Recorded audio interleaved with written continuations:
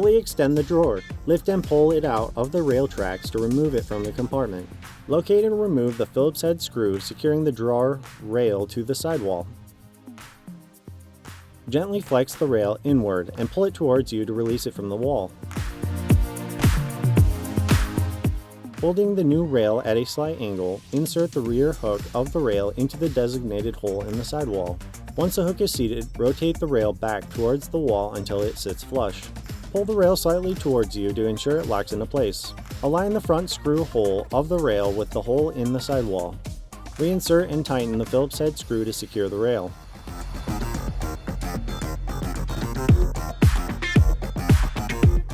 Follow the same steps to replace the rail on the other side if needed. Slide the drawer back into the rails, ensuring both sides are properly aligned. Push the drawer in and out to confirm smooth operation.